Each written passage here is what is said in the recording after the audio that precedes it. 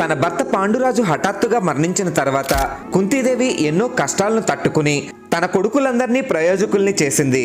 శ్రీకృష్ణుడు తన మేనల్లుడు మాత్రమే కాకుండా అందరి కష్టాలని తీర్చేవాడని, ప్రశాంతతని చేకూర్చే సంరక్షకుడని కుంతీదేవికి బాగా తెలుసు.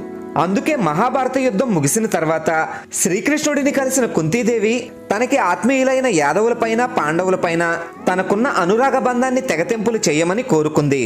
తమని అన్ని వేళలా అంటిపెట్టుకుని కంటికి రెప్పలాగా కాపాడుకున్న శ్రీకృష్ణుడి రుణం ఎన్ని జన్మలైనా తీరలేనిది కాబట్టి తన చివరి శ్వాస వరకు తనకి ఏదో ఒక కష్టం కలిగేలా వరాన్ని ఇవ్వమని కుంతీదేవి శ్రీకృష్ణుడిని కోరుకుంది. సాధారణంగా మనిషి సంతోషంగా ఉంటే భగవంతుడికి దూరంగా ఉంటాడు.